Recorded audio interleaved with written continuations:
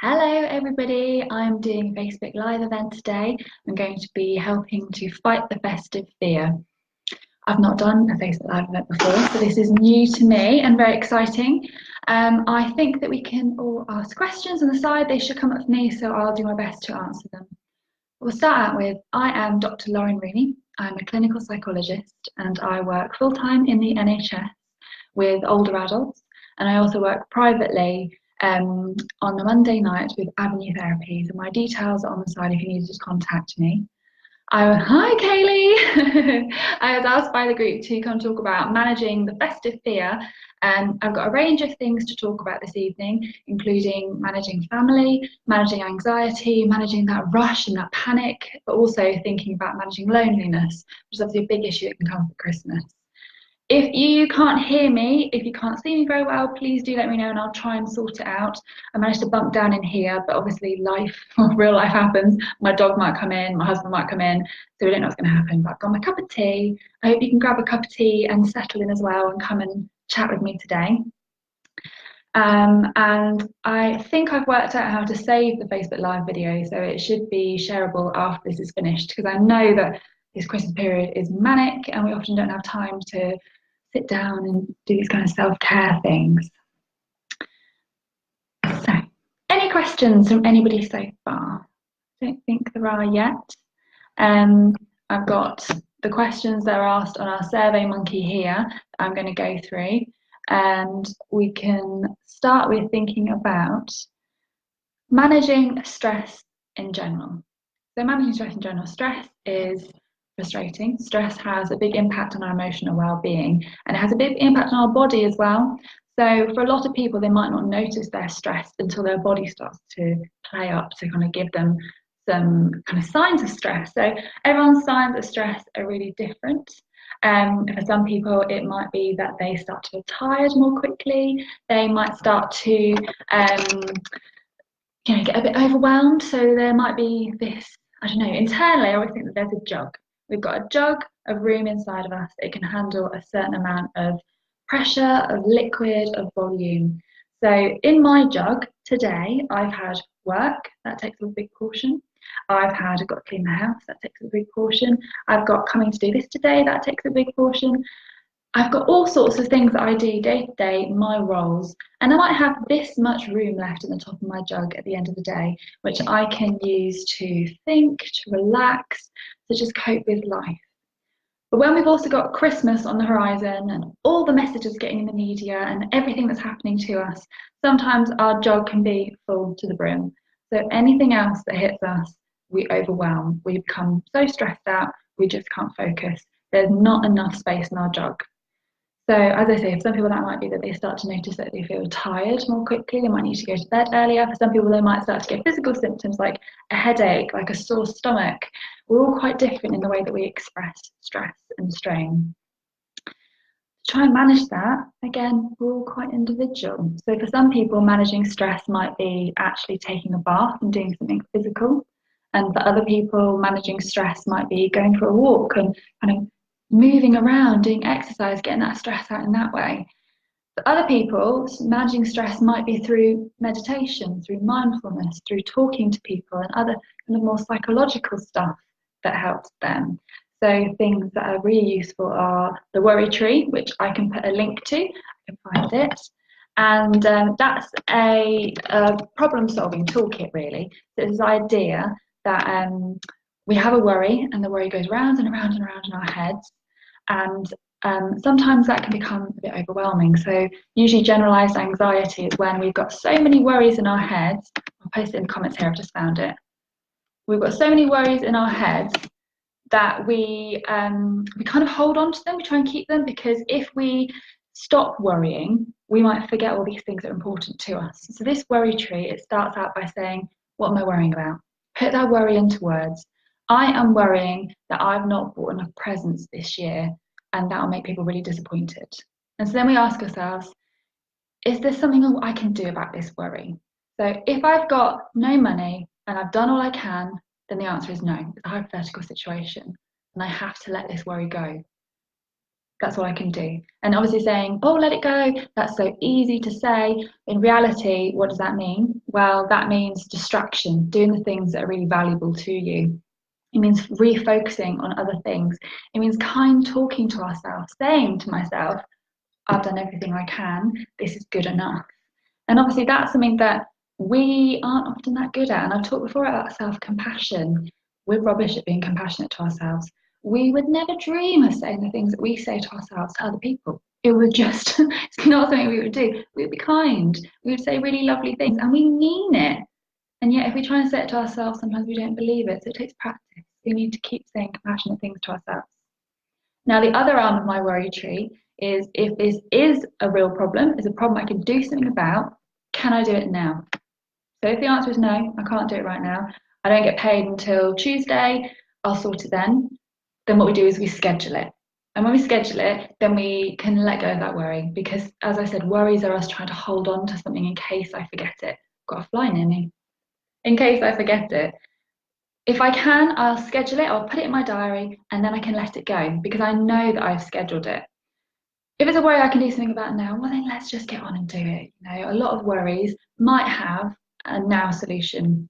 I remember people from school and they'd have essays to do, and rather than deal with it, they're going to have a nice relaxing bath. And that works for 10 minutes when you're in the bath. But once you come out of that bath, then the reality comes back. And so that's where we say, if you've got a worry and you can fix it, then let's sort it. So sometimes that's a good problem solving tool. Another thing that works for worry is called worry time.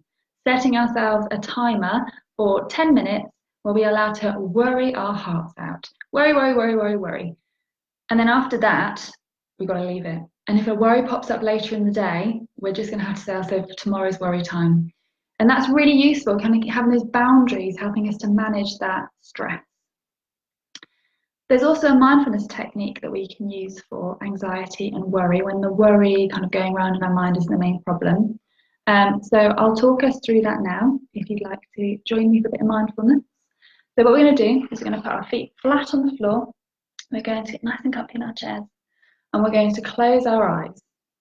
And I'd like you to imagine that you work on the checkout at Tesco. So you're sat in front of your till. It's not one of those automatic ones, it's a real till. And on one side, you've got your conveyor belt, you've got your computer in front of you, and you've got your packing area to the other side. And so I want you to think about all the things that might come down your conveyor belt. So you might have a melon, and we scan it in, boop, and we pop it in a bag. And then we turn back to the conveyor belt, and we make the next thing. And we pick it up, we scan it in, and we pop it in a bag, and turn back to the conveyor belt, ready for the next item. Now, we don't care if we've got 20 melons. We're just going to scan each one and pop it in a bag. And we're not trying to rush it. We don't work at Aldi. We're going at our own speed, scanning in each item and popping it in a bag. And equally, we're not trying to slow things down. We're not trying to say, no, no more things and block the conveyor belt with our arms. We're just scanning each thing and pop it in a bag. And when you've got the hang of this, I'd like you to notice that a thing coming down the conveyor belt are your thoughts. So we pick up the first thought and we read it, scan it in, and then we pop it in a bag and we leave it there. And we turn back to our conveyor belt and we wait for the next item to come down. And we might be having 20 of the same thoughts, and that's okay. We'll just read each one and pop it in a bag.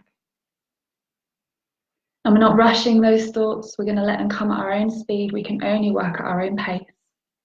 Scanning them in and popping them in a bag. And we're not trying to slow them. We're not trying to block them. We're not holding on to a thought and going, why is this in my head? We are just scanning it and popping it in a bag. And as we practice this technique, we just start to notice what happens to the thought coming down the conveyor belt. So just noticing each thought as it comes up, scanning it in, and popping it in a bag, leaving it there. We don't need it right now. Whenever you feel like you've had enough of this mindfulness technique, that you've got a benefit from it, then feel free to open your eyes and join us back in the Facebook Live. And if you have any comments or questions about that mindfulness, then do ask me in the comments. The majority of people I know that as they do that, their worries slow down. And it's just like how worry time works.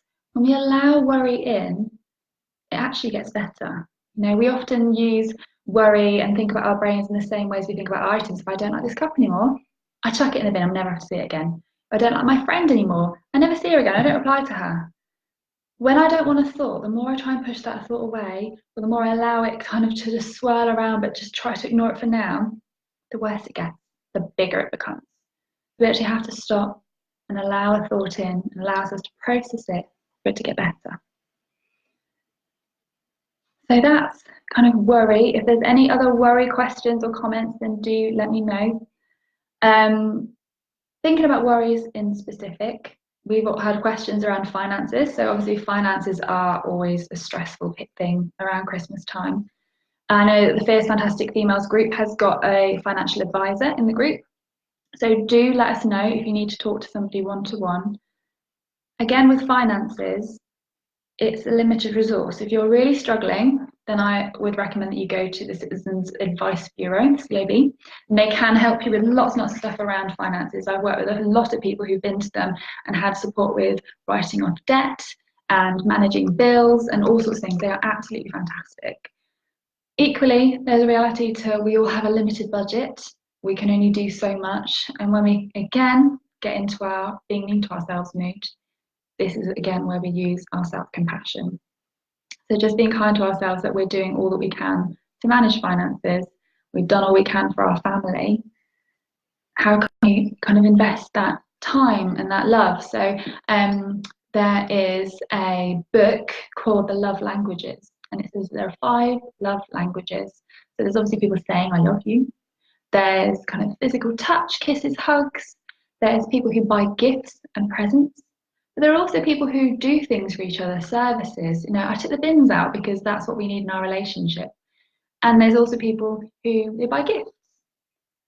Not one of these types of love is more important than another. And you can go on the Love Languages website and you can do a quiz and find out what your love language is. But within families, sometimes giving gifts might be the thing that you think is the most important way of expressing love and emotion. But they might want the quality time. They might want the words of love. They might want jobs doing for them, the washing up, anything like that. There are lots and lots of ways to express our love and care at Christmas time. It's about, again, being kind to ourselves. We're doing our best all the time. It's really easy to make comparisons to other people. So how can we start to help ourselves to not make those comparisons? Are there certain Instagram accounts you need to unfollow? Are there magazines you need to just stop buying because they're not good for your mental health? You need to look after yourself in your own way. Hope that covers finances.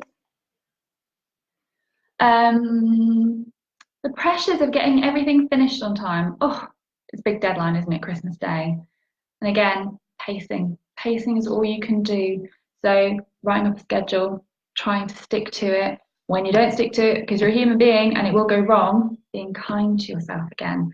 Just saying, I'll fit it in another time. Oh, my little dog's here. Hello. Oh, hello, Teddy. He's wearing his Christmas jumper for you all. So yeah, just managing your time in the ways that you know are sensible. It's going to be a stretch. It's going to be hard. How can we space it out? How can we pace ourselves? How can we use our time wisely? When we get home, put on the dinner. What can we do in that tiny, tiny little window of time, but without overstretching ourselves, without stressing ourselves, allowing ourselves to relax? What shortcuts can we have? I'm getting my food shopping delivered because I just haven't got time to go to the shops, and that's okay. Other shortcuts might be to maybe not scrub the shower as much as we normally do, or whatever your shortcut is, it's okay to use that. This is a challenging time of year, we're all stretched. What do we need right now?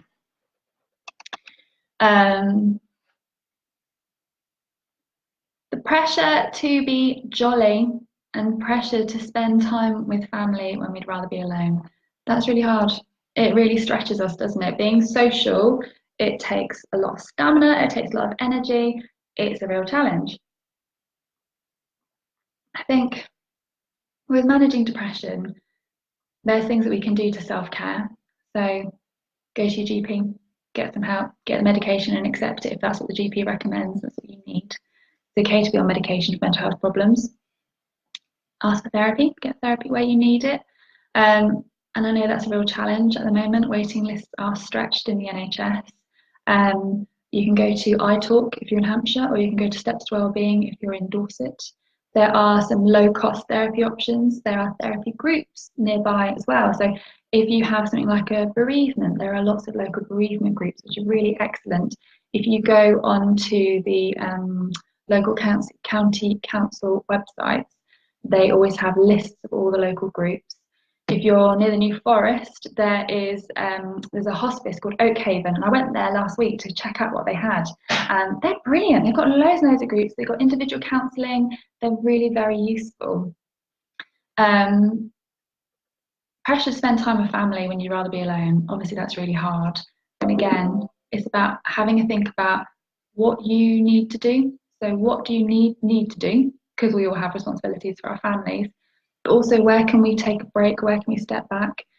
It's okay to say, I'm only going to spend an hour with you if that's all you can handle. Because a quality hour of time with somebody, rather than 5 hours where we become ratty, disengaged, irritable, and arguments happen, that's not good quality time. And only you can really judge that. Do you need to allow yourself, excuse yourself to go away? Do you need to, every half an hour, nip out and sit in the kitchen on your own, just doing some breathing? Do you need to, like I do, take your knitting so that every now and again, when you just want to switch off from the conversation because you're overwhelmed, sit and do some knitting. And when you don't respond to people, that's okay. You can go in and out of conversation. About finding your coping techniques. Again, I'll find another reference for you. There's a website called the Centre for Clinical Interventions, and they have lots and lots and lots of self-help packs. So they've got things like managing social anxiety, which will include stuff about managing kind of that social pressure and how hard it is. They've got things like managing fatigue, because when we have depression, we get fatigued really, really easily. And those principles of managing fatigue apply for when we have depression too. We all need to pace ourselves. We all need to look after ourselves. We all need to have breaks, because social contact is the thing that burns out our brain the quickest. It's okay to do that. What else? It's so hard thinking on the spot. My videos are normally very polished, I promise. When we are with family, there obviously are difficult dynamics. There are histories, there are stories. It's really hard to take that step back and not kind of read into the intentions of family members. So we might hear them say a certain sentence to someone who doesn't know your family. They'll go, oh, that was fine. I don't know what you're talking about. Actually, when you know your family, you know kind of the intention, what they mean, what they're hinting at. Obviously, it's really easy. It presses those buttons. Our families know how to press our buttons. So what can we do to take that step back? And a lot of our clients have thought about kind of that compassion again. So trying to be kind to themselves, trying to be kind to other people. We're all stretched, we're all pressured, and sometimes that can help them take that step back, but that's really challenging. Sometimes it's helpful to have boundaries. I'm not comfortable talking about this. I think that this is inappropriate, the things that you're saying. I don't like the way that you're talking to me. Can we please talk in a kinder tone? Those boundaries, if you've not had them with your family before, are going to be weird. They're going to go, whoa, what are you saying? What's this all about? And so it might be uncomfortable, but it might be necessary. And again, just taking breaks out, taking that time out, going hiding in the loo for 5 minutes and doing a bit of mindfulness from your phone, whatever you need to do to take that break. A big theme that came up for several people who answered the survey was loneliness. So I think loneliness is something that we often don't talk about for younger people. We hear a lot about loneliness in older adults, and kind of you imagine a little old lady sitting in a chair on her own. But loneliness is actually a massive issue for younger people too, and it's really hard to manage. That empty feeling gets particularly bad at Christmas time. And we don't have to be religious. We don't even have to celebrate Christmas to feel lonely, because that message is everywhere. Everywhere we look, the telly, there's families. People outside, there's families together, but loneliness still hurts. And the thing about loneliness is often people might even feel lonely when they're with other people. So it's very common to hear people say that they're lonely within a crowd, and that's really challenging. It would be so easy to say, oh, lonely, you just need to go out more, you need to make more friends. But again, if you are lonely within a crowd, if you're lonely with other people, it's beyond that. You know, going out and seeing other people isn't really going to sort that loneliness. Um, so I wrote down some ideas about loneliness because it's a really tricky topic. And my first thought was about we kind of need to make a commitment to looking after ourselves. So it's really easy when we are working really, really hard, getting on our careers, to kind of spend so much time on that we don't invest in ourselves. We don't have that time out on our own. So that when we come to a break, when we come to a holiday, we do become lonely because we haven't invested in our social lives. We haven't invested in friendships, kind of in ourselves. We work so hard that we burn out, we're exhausted, and then, you know, we're stuck. So when we work so much, we don't have time to socialize, and we come to these breaks and we get very, very lonely, we then go, oh my gosh, I need to sort out something, but that's really hard. And then that kind of doesn't work, it's too late. So can we make an investment in ourselves? Can we start to set aside an hour a week where we try and go out to a yoga group, we try and go to the gym, we try and do anything that's meaningful to you, because that's when we start to make connection. And you might have to go to this group many, many, many times before you actually even pluck up the courage to talk to somebody. But either way, that's an investment in yourself. It's an investment in your, I don't know, health, your well-being, whatever hobby you've chosen to go and do. It's an investment in your social life. When we're sometimes out and we're busy, the loneliness hurts a bit less. So that can be a useful thing. Majority of the time, loneliness is actually a secondary symptom of a mental health issue. So loneliness is often due to anxiety or it's due to depression. It can feel like it's the root cause and it's the main problem, and that's the problem with loneliness, is it's quite insidious, it's naughty, it tricks us. Actually, it's often due to depression. So what do we need to do to look after ourselves to reduce that depression? Is it about engaging in a bit of therapy? Is it about using what we call behavioural activation? So that's trying to get ourselves to do things that are meaningful to us, that are beyond our chores, to try and support ourselves. It can be due to self-esteem issue. When our self-esteem is low, we might think that we haven't got much to give to other people, and then we feel lonely. And again, it's just that trap we keep falling back into. Loneliness isn't often the main problem, it's just a symptom. It's a thinking habit. We get into thinking habits, we all have them. And again, more resources, I love them. So unhelpful thinking styles. Where is this? Get self-help. So there are lots and lots and lots of types of unhelpful thinking habits, and here's the link. So have a look at that. We all do some of them most of the time. We'll have a few that we're really good at, but we'll have a few that we don't do so much, but we probably have done at some point or another. Have a look through those thinking habits. So the first one is mental filter. So that's where we kind of have almost like if I was wearing pink sunglasses all the time, everything I saw would be pink, even if it was blue, because my pink sunglasses don't allow blue through. If we have depression glasses on, if we have loneliness glasses on, we only see the things that confirm what we want to see. We only see loneliness, we only see sad stuff. Prediction is where we think we know what's going to happen in the future, but the problem is that that causes issues. So for example, if I wake up in the morning and I go, today's going to be a really rubbish day, then I'm more likely to subconsciously be doing stuff that makes the day rubbish. So I might, I don't know, not get out of bed, I might not talk to anybody, and then I start to feel a bit more rubbish, it'll confirm what I thought, it won't help. We mind read, we're so good at mind reading, apart from we often go wrong. So we assume we know what other people are thinking, and they're always thinking something horrible about us, aren't they? They're always thinking, oh, you're boring, or you've got nothing to bring, or you look funny. We're so good at mind reading, and yet mind reading is often wrong. So can we just step back from that?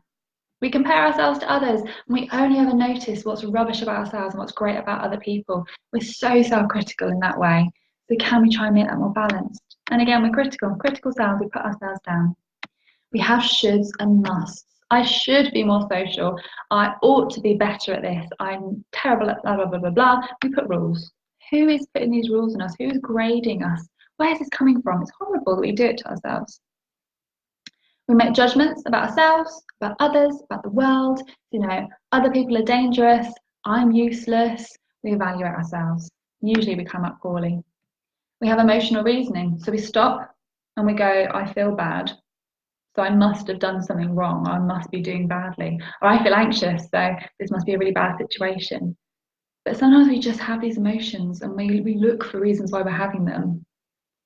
We make mountains out of molehills, it's pretty obvious. We catastrophize, we think that the worst thing possible is going to happen. We have very black and white thinking, and that's a really big bad habit that we have in low self-esteem, in depression and anxiety. We just see things as good or bad. You know, I'm doing terribly or I'm doing great. And sometimes memories can come out and bite us. That's another one.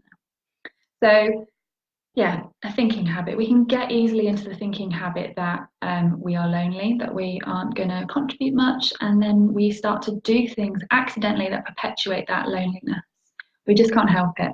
So again, this is where talking to someone, doing some therapy, maybe some self-help is really useful. Meeting other people who are nice to us and can help to disconfirm what we believe is also really useful.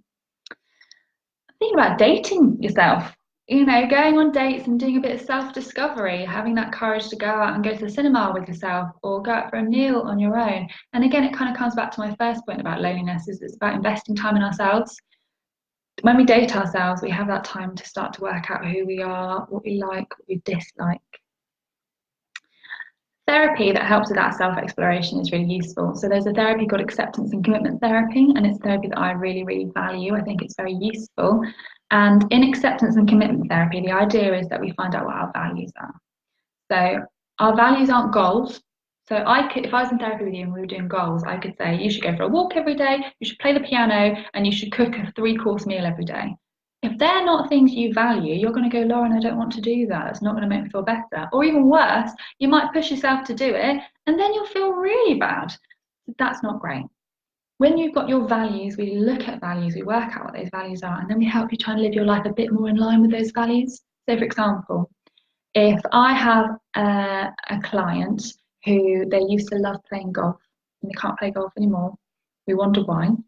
And then we think about what was it they valued about golf. And so for a gentleman I worked with, it was about being with other people and being out in nature, and that's what he loved. So when we think about values, we think about connection with other people. What could this gentleman do that would help him to feel more connected and being out in nature? What could he do to help him feel more in nature? And he came across bird watching, which is something he'd never considered before, but because it met those needs, it was actually really fulfilling. So what are our values? You know, as I say, nature, connection, we've got nurturing people, we've got striving, we've got learning. I've got a pack of cards, values cards I got on Amazon. There's like 56 cards in there, all different values. And how we live these values is just different for every person. So that's a really useful thing to do, is to think about our values, how to live them better, and then that can give us more fulfillment. We feel more contented on our own. We don't get so much loneliness. Break that negative cycle, whatever that cycle is. Other things that help are thinking about social skills. So if we can improve our social skills, if we don't feel very confident about them, then that can be really useful. So Googling about social skills, practicing social skills, going on to groups where you might not know anybody, a bit scary, but practicing our social skills there. If you go to a group with people you don't know, if they reject you, you never have to go back again. It's okay. So sometimes those things, taking that leap into the deep end, is a really good way of challenging loneliness. And we can be extroverts and introverts. I think there's a lot of rumours about, you know, oh, I'm an extroverted person, I like being with people, and other people say, oh no, I'm a real introvert. Actually, we are both. Sometimes I'm an extrovert, sometimes I'm an introvert, and that's okay. Sometimes when I go out and I'm with other people, I get more energy from being with them, whereas other days it burns me out and I'm more of an introvert. All of those things can be true. Nobody's actually truly an extrovert or an introvert. And so you're having a bad day, you're having an introvert day, and you're judging yourself. So those bad thinking habits again, judging yourself for being an introvert, not having a good day, it's only going to start to make that more true. It's only going to start to make us feel worse about ourselves, and we then want to be more introverted and we want to retreat and we feel more lonely. So again, it's thinking about how we can challenge those thinking habits, how we can allow ourselves to be kind to ourselves and say, okay, today's a quiet day, that's all right. Maybe I might go home a bit early, but I will try again, and not allowing it to kind of hit our core belief about ourselves, how to trying to not let it hurt our ego and our sense of I did okay today, because it's all right to have a good day, it's all right to have a bad day. Mindfulness about loneliness, you know, allowing ourselves to let those thoughts in. we start to have a bit of a lonely story. So we'll say on these days, I am particularly lonely. And we'll say on other days, I am not particularly lonely. We start to develop a story. So I might have my story that when I'm at work, I'm okay, I'm getting by. When I'm at home, I am on my own and I find that really, really hard and I become a lot more lonely and then I give up on things. What is true about that story? We need to start challenging ourselves. So we might start to notice actually there are times when I'm at home where I'm not lonely. So what am I doing when I'm going through that time? Maybe I'm cooking, maybe I'm cleaning, maybe I'm knitting, maybe I'm gardening, maybe on the phone to somebody. So that's good. Hold on to that.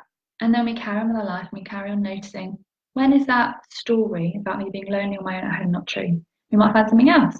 And we start to gather other stories. Stories about when I'm doing this, I can cope. When I'm doing that, I'm doing really well.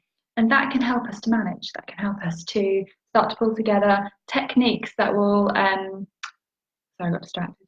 Techniques that will help us to manage that loneliness and to cope when things are really tough. Um, and also thinking about what's meaningful to you. So that connection, TV tells us what we should appreciate. It tells us how our lives should be, how our families should be. But why is that the rule? These are more shoulds and oughts from our thinking habits sheet. It's okay for connection to be different for you. Connection for you might be a chat on the phone. Connection for you might be talking to someone on the internet. It might be playing PlayStation and connecting with someone else on PlayStation. That's all right. Whatever connection to you is, try to have some kind of confidence in that. It's all right that you feel connection in that way. Just because the TV at Christmas is telling us that it should be something else doesn't mean that that's correct. But I think overall for loneliness, it is about trying to think about our values, trying to live those values, and that can guide us towards behaving in a different way. So if your value is supporting other people, if your value maybe was politics and supporting kind of the, I don't know, Labour Party, Green Party, these parties that might be about more giving, about more socialism, that maybe is your value, which might indicate that when you are lonely at Christmas, do you want to go and volunteer somewhere? Do you want to support some charities? Is there a local church or food bank? Anywhere that might want your support? Just trying to go along with our values. Is there someone that we know a little bit who might feel brave enough to say, can I come round for an hour on Christmas Day? That you supporting yourself to make that connection in a safe way for you. So I hope that covers loneliness. If it doesn't, do let me know. I think that's coming towards the end of our topics. So it's one of my last comments here is that there's a generation of single young professionals who've chosen to not have kids, but are also very lonely, and that's not acknowledged or recognised. And I hope that is something that on our group we can try and work on, because that's the request that you had. I hope that the loneliness part was useful for you. Think other issues that might affect people at Christmas, obviously bereavement. There's my bereavement talk is uploaded to the group. There are lots of things you can do to support yourself with bereavement. As I said before, the best therapy is actually group therapy for bereavement. So seeing if you can find those local groups. Let me see. I think it's called Connect to Support. Connect to Support Dorset. And there's a Connect to Care and Support Dorset, Connect to Support Hampshire, depending on what area you're in. And that'll be able to offer you all the local groups, all the local supports. I think that's all I've got. So if you are wanting some reading, there's the links I put on the side. Centre for Clinical Interventions is very, very good. They've got lots of compassion there. Also thinking about Act Made Simple, which is a book, I think it's by Russ Harris, Act Made Simple. I'll put the link in here as well. So yeah, by Russ Harris. And that's a good book for if you want to do some acceptance and commitment therapy with yourself. It's a lovely therapy. I really, really like it. The thing I like about acceptance and commitment therapy is it's a lifestyle. It's a way of helping yourself to be kinder to yourself. It uses a lot of mindfulness. And it's about kind of helping yourself to be in the moment, because when we're in the moment, there's kind of less to be stressed about. In the past, we think about the past, we feel depressed. If we think about the future, we feel anxious. right here, right now, we're okay. And that's what ACT is about. It's about helping us be more focused in the present, to think about our values and to use our values as those little compasses to guide what we do, to give us meaning and value. Yeah, I'd give that a go. I think that's what I've got to talk about today. Do let me know if you've got any questions as we're coming towards an end now. I can see a few of you watching still. So yeah, do let me know if you've got any questions, and I'll hang about for a couple of minutes. I'll try and find some more resources while I'm looking.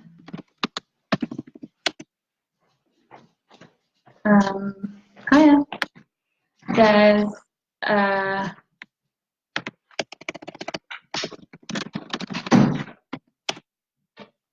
if you are looking for acceptance and commitment therapy, then you can go on. It's so hard to Google stuff when you're talking to someone, isn't it? Oh, Get Out of Your Mind and Into Your Life. That's a lovely book. I think it's a really, really good book. And it's quite interactive. So there's spaces in the book to write down what you're thinking and to interact with the book, really. That resource there as well, which I've put in the comments next to the video. And if you are looking for some one-to-one therapy, you want some private therapy, do let me know and I can support you to find somebody within your price range that might be able to support you. So it's good to look on counselling directory, and if you want a therapist, make sure they're either BABCP registered, not BACP, BABCP, or you want somebody who's HCPC registered, because they're going to be the therapist that've got the right training, be able to support you. You might want to look to see if they do acceptance and commitment therapy or compassion focused therapy. If you wanted to come and see me, I work over in Boscombe on Monday evenings. So yeah, send me an email, lauren.rooney@avenuetherapies.com. I currently have a space which is unusual, so let me know and I'll fit you into that space as soon as possible. And yeah, let me know if you want any help to find any other resources or support. I'm always about. Tag me, I'm Lauren Berry on Facebook, I'm in the group, and I'll help you out. I think that's all I've got to talk about. Do let me know if you need me to catch up on anything else, if there's any topics you want for future videos. And it's been nice talking to you. Thank you. Bye-bye.